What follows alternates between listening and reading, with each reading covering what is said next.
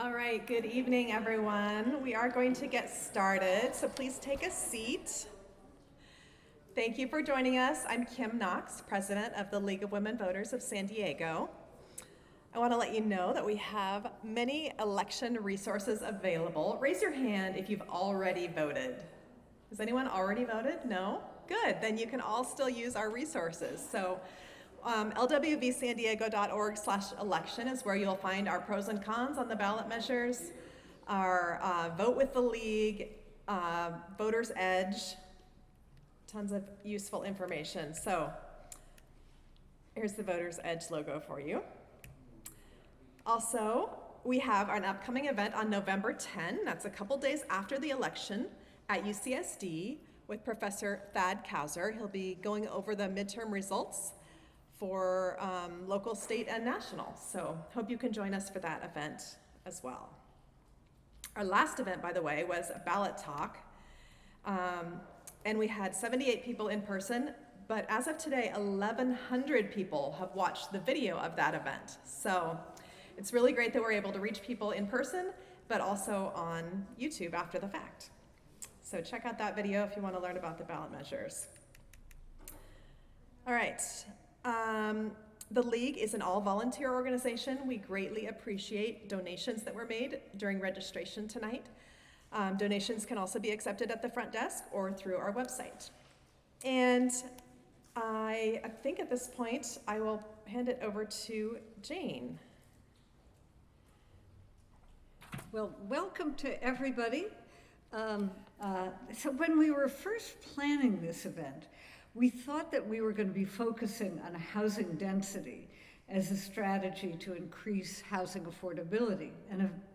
But because of the sharp rise in both the cost of renting and ownership, it has harmed so many people this year, we decided to focus more on the topic of rising costs. So in housing, as with most topics, there's new information all the time. Last year, the big news was the state's new housing bills, SB 9 and SB 10, and also the challenges to implementation of those bills.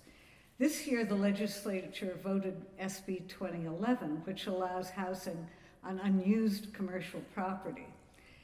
Naturally, the rate of inflation has deeply affected all aspects of life, including the cost of housing. But there's evidence that the cost of both home prices and renting has begun to decline.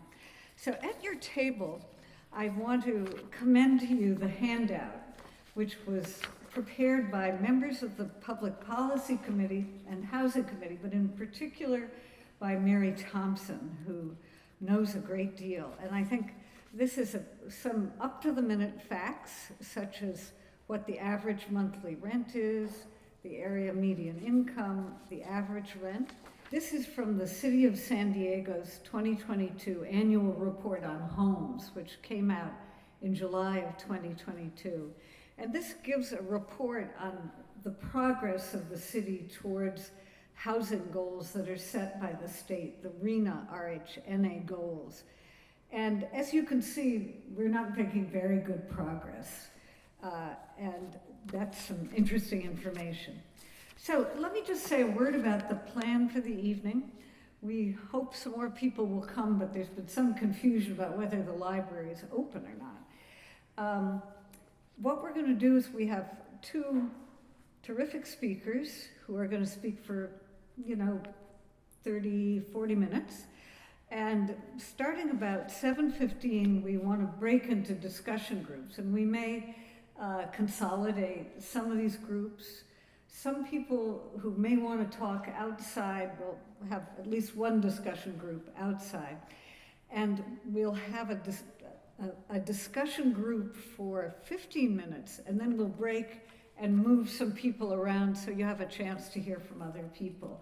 And our discussion leaders do have some questions to get conversation going. The goal is to have a good conversation. So I'd now like to introduce our two speakers. First, we have Geoffrey Hueter, who is a data science executive and a leader in artificial intelligence, machine learning, and program management. He He's one of the founders of Neighbors for a Better San Diego, which is a grassroots organization that was started to protect neighborhoods from the development of apartment buildings in the backyards of single-family homes. He's a graduate of Harvey Mudd College and has a PhD in physics from UCSD. Andrea Schlageter is the new chair of the community planning groups. She has been the chair of the Ocean Beach Planning Board. She is the youngest person ever to lead the CPC, the first woman in this century to have had the post, and the only renter. So she grew up in San Diego and graduated from Point Loma High, and then went to Boston University, where she got a degree in political science, and she now works as a consultant. And I think after both of them have spoken, we'll allow some time for questions and answers, especially since we're kind of a small group. So Jeff, over to you. Thank you for that great introduction. So my name is Geoff Hueter, and as Jane said, I'm the chair of Neighbors for a Better San Diego. And we're frankly just a group that got involved in a very, very local issue in a neighborhood, and then as time went on, we found out there was, kept peeling the onion on a lot of city policies, and as we did that, realized that our analysis could potentially help the city, and we try and nudge them towards what we think is, a better set of municipal codes to try and really, create a world where everything goes. Yeah, unfortunately, is that better? Can you hear me? How about now? Oh, how about if I turn the button on? Okay. All right, well, what I said before wasn't that interesting, so we're going to jump right to this. And what I'd like to do today is, I'm not going to drag you through the minutia of land development code and things like that, but what I'd like to do is just give a perspective on kind of what the bigger constraints are that drive housing costs in San Diego, and not just in San Diego, but a lot of other places, but from the particular perspective of San Diego. And one of the reasons it's important to do this is nothing is everything good, right? Everything creates some sort of tension or trade-off from one, sort of public goal and another public goal. And so a perfect example of that, well, there's multiple examples of that I'd like to give today, but the first one is climate action. So there's this concept called urban containment, and what we've decided to do in order to reduce greenhouse gas emissions is stop the city from building out and out and out. And so what we've done is we've said, okay, from now on, we're going to discourage or prohibit altogether building, sort of further out, and then instead focus our development on infill development. Well, so one of the things about infill development is it means you have to basically acquire very expensive, centrally located urban land, and then you have to strip whatever property's on there, and then you have to put a new building there. And that process actually ends up being very expensive and not always conducive to creating more affordable housing. So in some ways, climate action is a tension against affordability and even equity in that regard. The next thing is that I think is important to talk about is, the notion of affordable for who, because one of the things that San Diego has been very successful at, and frankly, I was in the tech industry before I retired, is we've attracted a lot of high-tech businesses, and particularly we've attracted a lot of life science companies to San Diego, and that's created a very vibrant, economy for us in San Diego for those industries. Those industries tend to pay really well. Those industries tend to involve people that are relocating from frankly more expensive places. So if I'm a couple and the pandemic hit and I'm working for Google in the Bay Area, and all of a sudden I can come to San Diego and live because it's, let's face it, it is nicer to live in San Diego than, packed into all the hustle and bustle of the Bay Area. Well, the house that I sold in San Jose for $1.5–2 million, translates to sort of the pick of everything I want when I come to San Diego. And so what was unaffordable for the median income, for the average person in San Diego, who's not in those very well high-paying industries, suddenly is affordable for somebody else. And so we have to sort of be mindful that the success of our economic development has put pressure on working families to keep up and still have housing in San Diego. And then the final thing that really is an important factor is, and it had a little bit to do with low interest rates for a long period of time, is that as private equity and other types of investors needed to find higher returns, one of the things that they did is they turned to housing as that higher return opportunity. So we've seen, particularly in the last 4 to 5 years, the purchasing of housing by investors and then being turned around and rented back to families. The more professional and sophisticated those operations become, often the higher the rents get, and again, it sort of drives things up because people know what rents they can optimize for, and it's just mathematically and statistically very sophisticated, and not necessarily to the advantage of renters. So that's kind of the big context of it, and then I'll just step through some other issues here. So if you think about the housing, we always just say it's supply and demand. If we just built more housing, rents would go down. Obviously, with anything, the more supply of anything, and it meets demand, there is some price pressure there, but that leverage is actually lower than we might like in terms of if we build more, we necessarily get lower rents and lower house values as it turns out, because in a lot of cases the demand is pretty large, and it's not just local. But the other part of it is, and it goes back to the urban containment part, is one of the things we've done is by restricting the amount of land that's available for development, everybody's competing for the same land. So when we talk about supply and demand, the demand on land outstrips the supply of housing when it comes to affordability. So what's that look like? And here's one of the things that I think people should think about, and this pertains not just to development projects, but when you start to think about things like community plan updates. And community plan updates almost always involve the process of deciding what parts of your community you want to be denser, and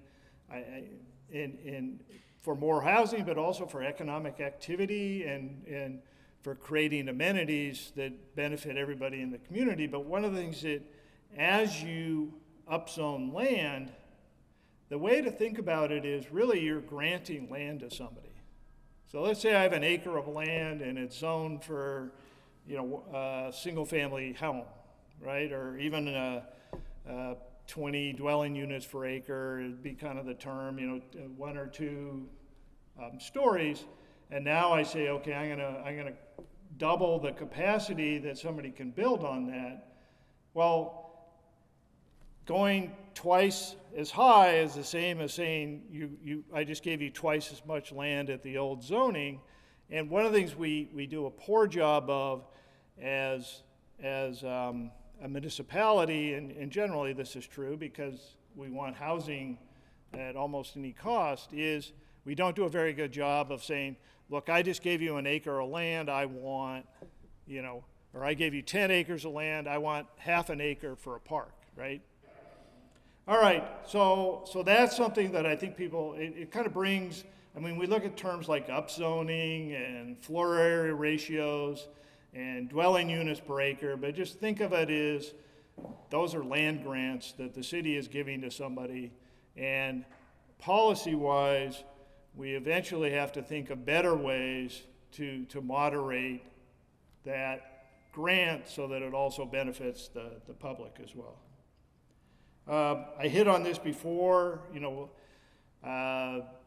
people talk sometimes about the brain drain from California. In some ways, it's kind of the opposite, that in San Diego, that we're, again, attracting, higher income workers to San Diego, but that's driving out people, in the middle and further down the economic ladder. And that's just, aside from the climate action part of it, which is pushing those people further away from their jobs so that they have to commute and generate greenhouse gas emissions, it hollows out our communities, because the more specific your demographics are, the less rich and rewarding of a community that you have.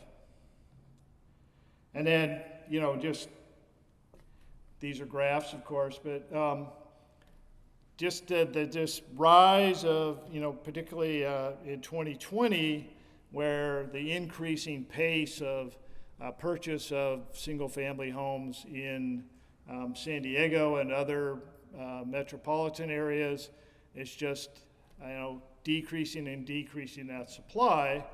And again, as we stop sort of outward home building, it means we're in a zero-sum game where every house that's purchased by an investor and turned into a rental property is one less home buying opportunity for an individual. And this has been particularly exacerbated by the fact that nobody wants to build condominiums, so there's not other types of alternative home purchasing that takes place, and people who are renting and want to get into some form of ownership are really getting squeezed out of the market. One of the things, too, going back to the upzoning part, some of these things are kind of subtle, because if you think of, building an ADU, so at one level you could say, I own a home, I have room to put an ADU, an accessory dwelling unit, on my property. That's something that either a family member could live in or I could rent out as income. If you already own the home, that financial model works, but one of the things that we see in the market is now single-family homes are all priced with the potential for that, and so a lot of single-family home purchases have this land premium put on them that can increase the price to somebody who just wants to live there by $50,000 to $100,000 in a lot of neighborhoods. So again, things that have a positive benefit because we're increasing housing production also have a downside, which is making housing less affordable for particularly first-time home buyers. So, solutions, it's obviously a big, complicated set of things, but the one reality, I think, is the market is not really conditioned to solve our affordable housing needs.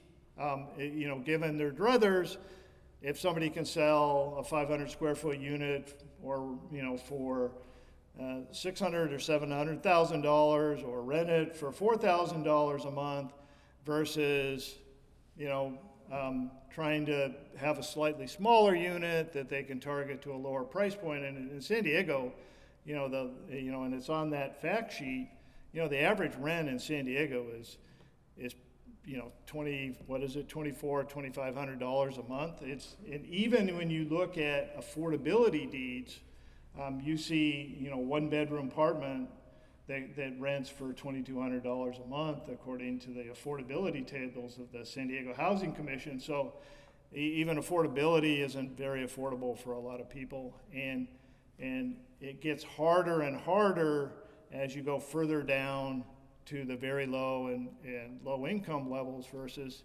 even trying to keep up with those that are in the middle market. And so similar to what we see in Los Angeles, that means you sort of require people doubling up, so there's a lot of overcrowding and things like that. And I think the important thing is density is not really been proven to be a tool of creating affordability. And I always, my favorite example is I just say, look, if making things denser made things more affordable, then New York City would be the most affordable city in the US, and obviously it's not. But even in New York City, they have to come up with other tools, whether it's rent control, co-ops, whatever, to try and bring those prices down so that people can afford to live in those cities. We do think that government, public participation needs to be a lot greater. And we would like to do things with density bonuses and other incentives where the developer builds stuff and we either waive fees, but those sort of minor investments just haven't really filled up the needs that we have. A lot of times we talk about what's called the regional housing needs assessment, which is mandated at the state level and tells us not just how many homes that we need to satisfy the demand and growth in population for our cities, but it also says how much you need at moderate income, low income, and very low income. And when you look at the very low income and low income categories, those are, we're barely putting a dent in those categories. So it was good. I think we're starting to see where we're looking at things like surplus lands, and again, because land is the most significant component that determines the ultimate cost and sale of a price of a project, that the government's stepping up with the one commodity that matters the most, I think is a positive outcome. The only other thing I'll say is just when we talk about supply and demand, the reaction at a policy level tends to be creating more zone capacity for housing, whether it's explicit zone capacity, like saying, well, I'm going to change you from an RM14 to RM37, the actual things that happen in your community plans. But there's also sort of these overlays, whether it's complete communities or density bonuses that actually allow the built amount of housing to be more than what the zone allows, as long as a certain component of it is deemed affordable. And so those incentives have been productive, but again, as soon as you put any presumption on more value that the land has, the land keeps rising up to meet it. And so that's just an area where we don't want to touch. And it's because whenever you talk about land, eventually you talk about Prop 13, and of course Prop 13 is the third, fourth, fifth, sixth, seventh rail of politics, but it's ultimately it has had, decade by decade has had this huge distortive impact on the market, and certainly I'm a benefactor of, or a beneficiary of Prop 13 because I've lived in my house since 2021, and but somebody new trying to buy a house is disadvantaged by that. But more importantly, here's the thing that we don't think about, and it gets back to the climate action, is we want to be adding housing where it makes the most sense. And where it makes the most sense is actually where there's access to transit and whether we can create sort of a critical mass of economic activity that people don't just get in their cars and go everything to do what they do. Those properties are even better beneficiaries of Prop 13. So I own a strip mall on Elkhorn Boulevard, and it's been there, and I've owned it since 1960, and it's been in the family. My property tax is down here, and I can just sit on that until somebody gives me the golden ticket because we put all this upzoning to add the value, and we're not thinking through sort of those economic incentives and how that ultimately gets fixed and gets fixed in a fair and equitable way for everybody. So I just say one more thing. A lot of times, two more things. So a lot of times we talk about how we need to zone for all this more capacity, and it's important to think about how many people are we really going to add, right? Because if you tell me how many people you're going to add, then I can figure out where I'm going to add it, and then I can figure out how tall the buildings need to be, right? It's a volume-filling activity, and we're not doubling and tripling the size of San Diego. We're adding, somewhere between 10 and 20%. And one of the things is why that's important is if we're going to sort of change how we live as San Diegans, in particular, try and get us out of our cars, make our neighborhoods more walkable. We don't want to be spreading all that housing uniformly across the city. We want to be concentrating it on our commercial corridors, our transit corridors, where we get sort of that amplifying effect of, people being able to walk and, to work or to shop, and everything's much more local. So, with that, I'll just say, and hopefully people, we don't really imagine how density helps us. And I'll say that there's a terrible job that even our city planners do in terms of saying, here's what you're going to get. We tend to come and, we have the NIMBY-YIMBY collision because single-family homeowners just view that there's going to be density and congestion and demand on infrastructure. Well, there's just not enough of saying, look, you're going to have, you're going to have coffee shops, you're going to have pocket parks, you're going to have things that improve your life, and making it so that's a win-win for people as opposed to just presenting it to them as, a zero-sum game. So with that, hopefully that made sense, but I'll stop there and turn it back over to Jane.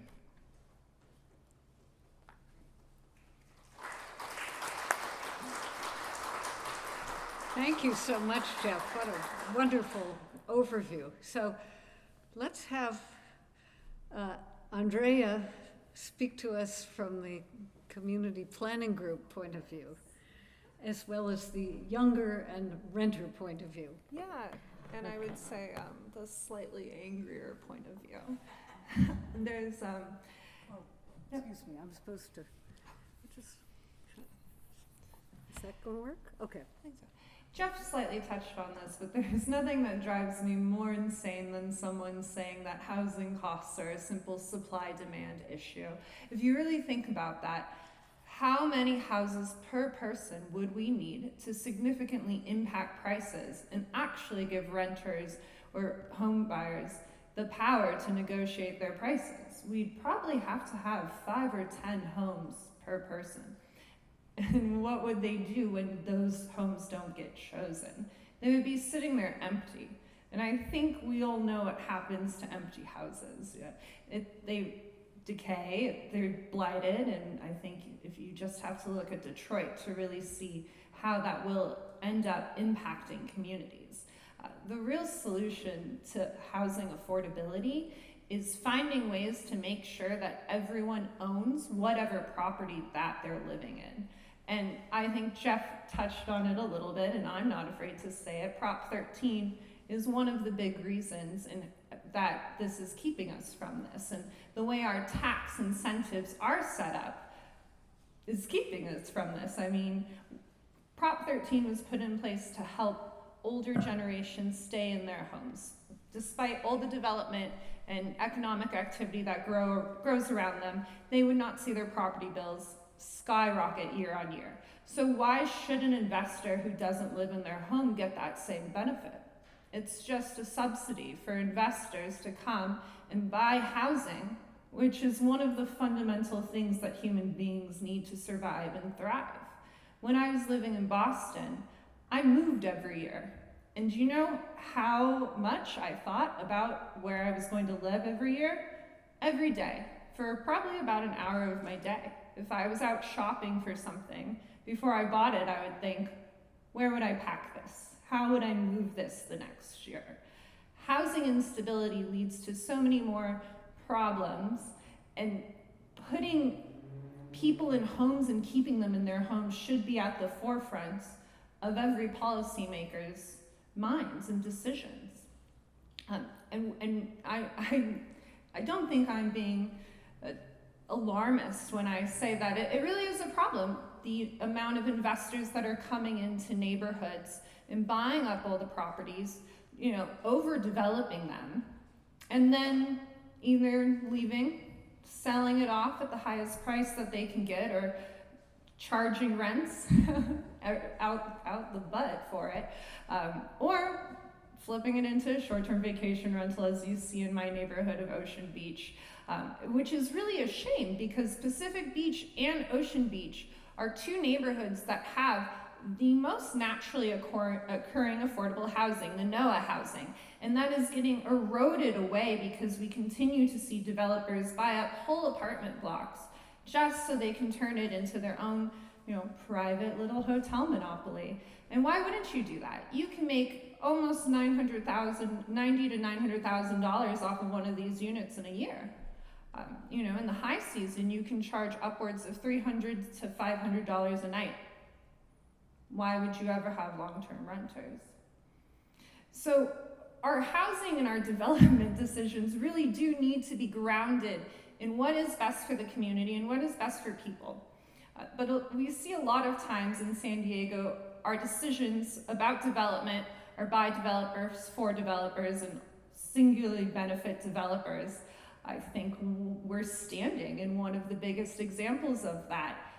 Does anyone come and hang out in East Village in their off time outside of a Padres game? But look at it. It's the one place where we see sky rises and the high-end apartments that people keep claiming the higher income people are going to move into, and then leave the middle income units available for the rest of us, which is just not the case. When you see a new high-end unit go up next door to you, your rent doesn't go up. It doesn't go down, it goes up. And just ask any neighborhood that's been gentrified.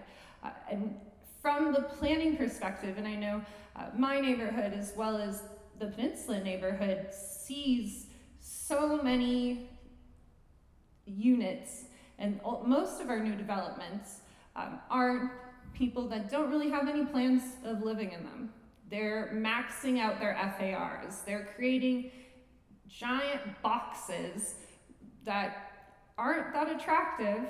And I know community character gets a lot of a bad rap, but there is something to say about a beautiful neighborhood, and a neighborhood that doesn't look like giant modernist cubes. Yeah.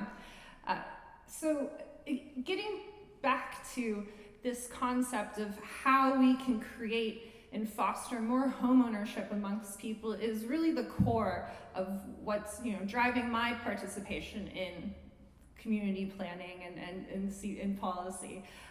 There are so many ways to do it that, again, we just don't want to talk about, and it does start with tax incentives and how we think about taxing the housing that we're living in, and how we can structure that to actually make it so that more people can enter into the market for single-family home ownership. You know, you could have property, okay, I'm gonna get a little bit wonky, I'm sorry.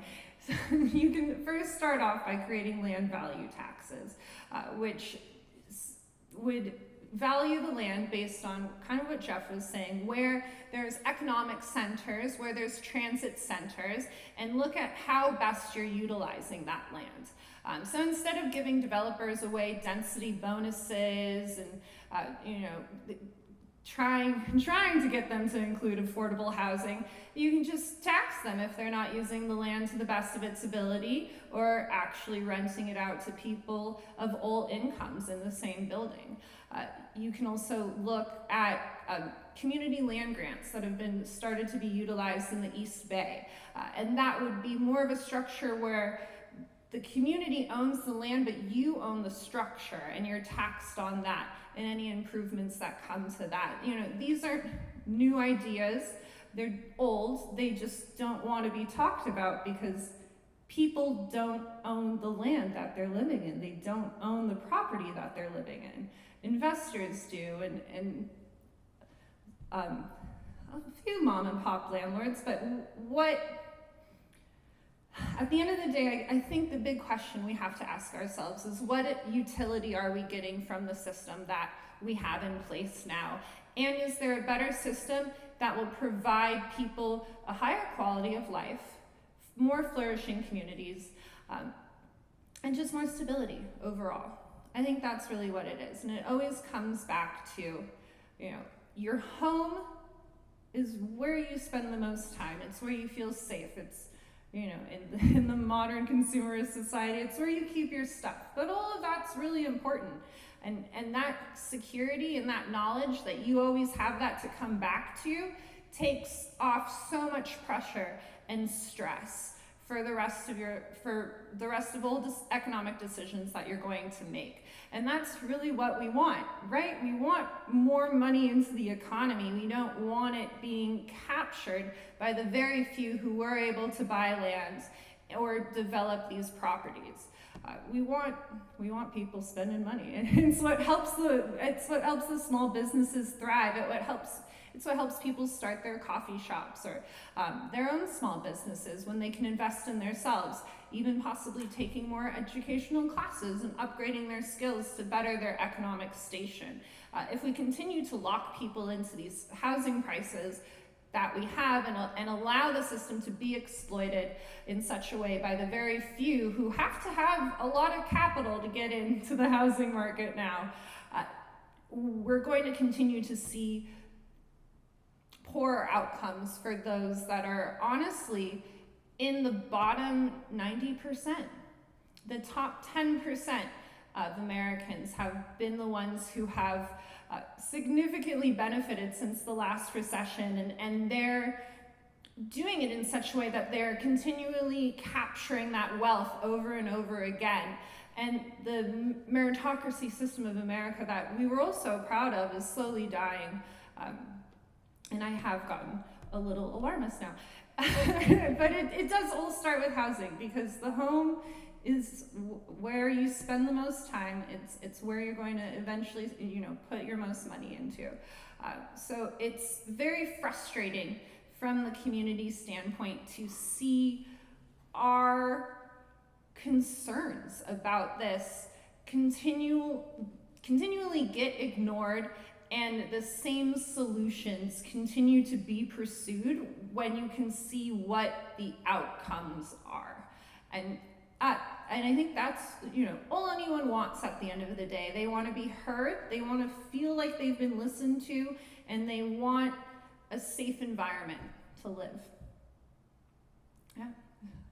I mean, does anyone have any questions? I guess I'll get off my soapbox for a little bit, but... Let me come help you out. Yeah. No, that was just such an important voice, I think, about, especially for, as you say, the bottom 90%, because I think housing has just increased the gap. So we have quite a few experts in our audience. I just would like to say, we have, in addition to our two speakers, we have members of our housing committee, and I think we can have some wonderful conversation in discussion groups. But I was wondering if anybody has a burning question for either Andrea or Jeff. Does this work, guys? I can bring this Oh. over to Jeff. Yeah. Okay. I'm not sure that my question is best for either of the speakers alone or whether for your groups, if we're going to break into any. But in light of what you both are talking about, we're confronted with an issue coming up on the ballot, and that is Proposition C. And I'm curious about what you both think of that issue, Measure C, in terms of how that affects the very issues that you're talking about, affordability of housing. I'll just keep my own comments out of it at the moment. Do you feel comfortable addressing? Yeah, please, Jeff, go for it. And it'd be good to get Andrea's comment too, since she actually lives in the coastal zone and I get to view it from afar. But the issue I think with Measure C is it's touted to accomplish a specific redevelopment of the sports arena area, and that's a certain acreage within that district. And the way that they're doing it is by removing the height limit in the entire planning area. And I know, and to me, and you can look, so like SeaWorld has a specific exclusion for its roller coaster and its towers. I mean, we have examples where we poked holes in the coastal zone for specific uses, and I think it would have been, it's sold for one thing and just being affected in a much larger way. And the other part of it is, and I know we probably go down there and we say, yeah, this is a great place for redevelopment, it's ripe for that. Andrea pointed out something very important though, that there's a lot of naturally occurring affordable housing in the Midway area. A lot of that's going to get torn down as we sort of scrape it and rebuild it. And so one of the questions that always comes from these, quote, building a lot more affordable housing is, are we going to net positive or are we just going to build a new development? So there's that aspect of it. The other thing that I think is frustrating is they did a whole community plan update, and if you actually go and review their community plan and how much they were saying new housing would fit in that area, they didn't say they needed to poke a hole in the 30-foot height limit in order to accomplish that. So the question is, are we still working off the old assumptions and how much is in there? Do we need to do a replanning? And it just seems like this is a special project that's being done for one developer, and yet we're just blowing up the community plan update in order to accomplish it. So it's kind of one of those, hope it works out, but, whenever you sort of override the decision-making process of a community, it doesn't always turn out for the best. Now, you're a coastal person? And I guess I should have prefaced all of my comments that none of them reflect the opinions of the CPC or the Ocean Beach Planning Board. Everything I've said tonight is my own opinion.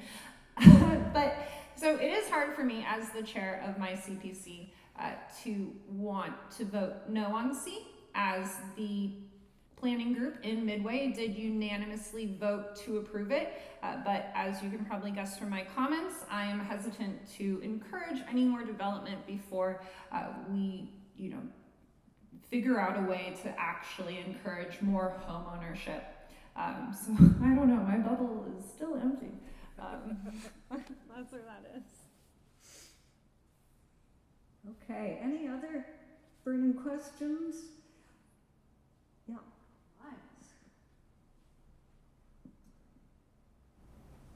I wanted to ask if you guys have any opinions about the idea of the public sector recapturing some of the land value that is created by higher zoning or in transportation improvements, and using that recaptured value for stuff like, increased affordable housing perhaps. Jeff, you mentioned park space. There might be other amenities that could be provided as well. Do either of you have any thoughts on that?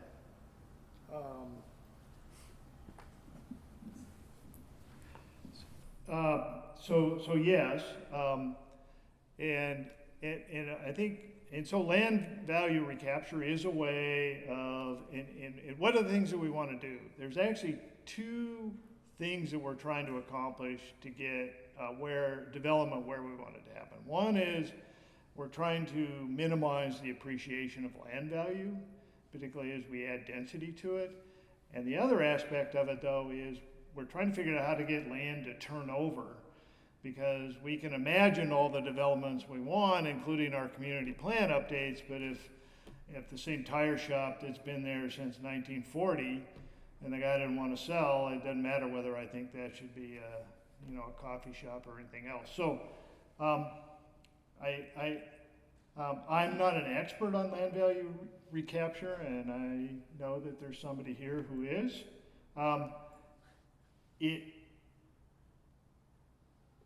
But it addresses, and I think it's a good tool for controlling the land value. It's just, I don't think it necessarily pushes the turnover side of things. That's where the problem.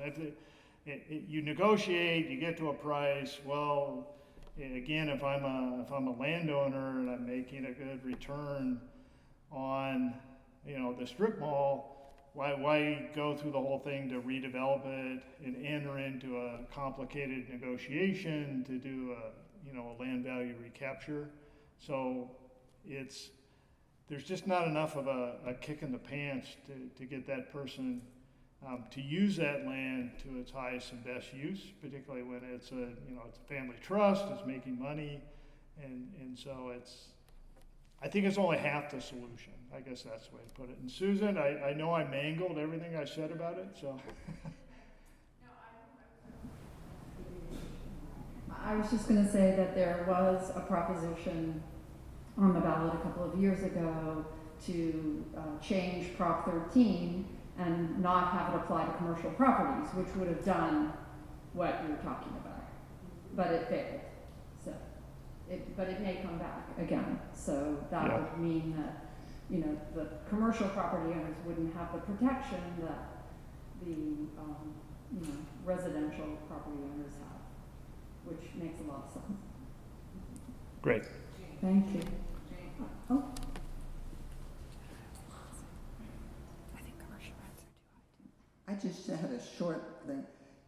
Jeff, you said that nobody's building condominiums anymore. Did you mean apartments? Because I see condominiums everywhere, but nobody seems to be willing to build an apartment house for renters.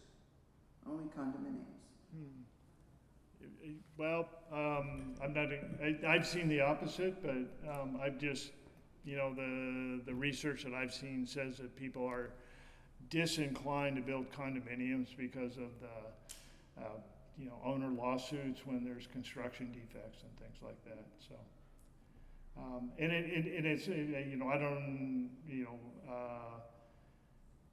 it could be in right now, and things tend to go in cycles.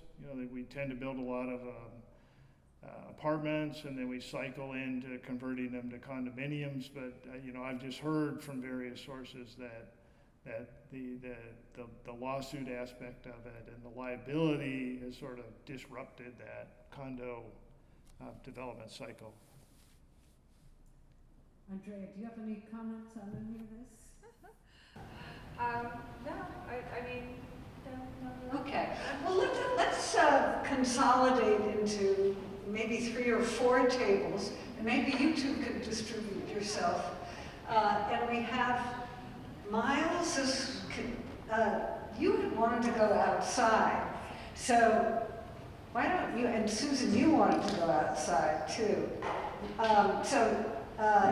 Why don't a few people go with Miles outside, and then the others consolidate, please. And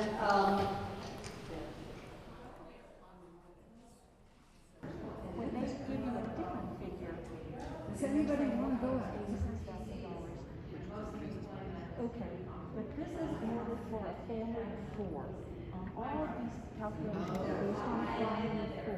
So transit, which was built in the early 70s when I left for college and never went back. But I go back all the time because I have 2 sisters there. So, you know, where San Diego really is scattered. Idea that affordable housing does not include low income housing. You know, Right. it's a different, they're two But, and separate then no one wants issues. to rent to low-income people, so it's another way to figure out how that they, you know, you can absolve someone, because they're always like, oh, it's such a financial burden, it's such a financial burden. Well, there has to be a way that, Well, I don't know what we started to talk about, but we ended up talking about the transit. Oh, so sorry. I'm married, and this group decided, not what we were assigned to do, but we ended up talking about transit and decided that it's so intricately linked with housing that you can't not talk about it. And so we told a lot of war stories about Uber and Lyft and, you know, high density and close to transit, but it's really, and other transit areas and other communities. So it's inescapable to this table. No one's using it. And okay, Beryl says no one's using it. So. Okay, next table.